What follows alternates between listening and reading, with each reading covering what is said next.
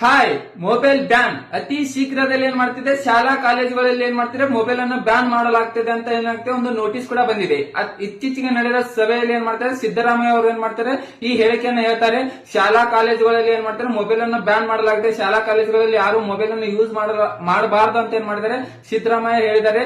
ಅತಿ ಶೀಘ್ರದಲ್ಲಿ ಏನ್ ಮಾಡಿದ್ದಾರೆ, ಈ ಜಾರಿಗೆ ಬರುತ್ತಂತ ಏನ್ ಮಾಡಿದ್ದಾರೆ, ಸಿದ್ದರಾಮಯ್ಯ ಹೇಳಿದ್ದಾರೆ. ಹೌದು, ಈಗಿನ ಜನರೇಷನ್ ಏನ್ ಮಾಡ್ತಾರೆ, ಹೆಚ್ಚಿನ ಮಕ್ಕಳು ಏನ್ ಮಾಡ್ತಿದ್ದಾರೆ, ಬುಕ್ ಅನ್ನು ಪಕ್ಕಕ್ಕಿಟ್ಟು ಏನ್ ಮಾಡ್ತಾರೆ, ಮೊಬೈಲ್ ಅನ್ನು ಜಾಸ್ತಿ ಯೂಸ್ ಮಾಡ್ತಿದ್ದಾರೆ. ಗೇಮ್ ಆಡೋದಾಡೋದಾದ್ರು, ವಿಡಿಯೋ ನೋಡೋದಾಗೋದಾದ್ರು, ಅಂದ್ರೆ ಬೇರೆ ತರ ಏನ್ ಮಾಡೋದು, ಮೊಬೈಲ್ ಅನ್ನು ಯೂಸ್ ಮಾಡೋದಾಗ್ತದೆ. ಈ ರೀತಿ ಏನ್ ಮಾಡ್ತಾರೆ, ಜಾಸ್ತಿ ಮಕ್ಕಳು ಏನ್ ಮಾಡ್ತಾರೆ, ಮೊಬೈಲ್ ಅನ್ನು ಯೂಸ್ ಮಾಡ್ತಿದ್ದಾರೆ. ಈಗ ಒಳ್ಳೆ ನಿರ್ಧಾರ ಅಂತಾನೆ ಹೇಳ್ಬೋದು. ಮೊಬೈಲ್ ಯೂಸ್ ಮಾಡಬೇಕು, ಆದ್ರೆ ಮೊಬೈಲ್ ಯೂಸ್ ಮಾಡಬಾರ್ದಂತಲ್ಲ, ಮೊಬೈಲ್ ಯೂಸ್ ಮಾಡಬೇಕು. ಆದ್ರೆ ಯಾವ ಟೈಮ್ ಅಲ್ಲಿ ಯೂಸ್ ಮಾಡ್ಬೇಕು, ಅದಕ್ಕೆ ಒಂದು ಟೈಮ್ ಇರುತ್ತೆ. ಆ ಟೈಮ್ ಅಲ್ಲಿ ಯೂಸ್ ಮಾಡಿ ಏನ್ ಮಾಡಿದ್ರೆ ಒಳ್ಳೆ ರೀತಿಯಲ್ಲಿ ಏನ್ ಮಾಡ್ಬೇಕು, ಯೂಸ್ ಮಾಡ್ಬೇಕು. ಆದ್ರೆ ಈಗ ಮಕ್ಕಳು ಏನ್ ಮಾಡ್ತಾ ಇದಾರೆ, ಬುಕ್ಕನ್ನು ಓದಿ ಬಿಟ್ಟು ಏನ್ ಮಾಡ್ತಾರೆ, ಜಾಸ್ತಿ ಮೊಬೈಲ್ ಅಡಿಕ್ಟ್ ಆಗಿದ್ದಾರೆ. ಬೇರೆ ಮೊಬೈಲ್ ಅಥವಾ ಗೇಮ್ ಅಂತ ಏನ್ ಮಾಡ್ತಾರೆ, ಅಡಿಕ್ಟ್ ಆಗಿರಿ.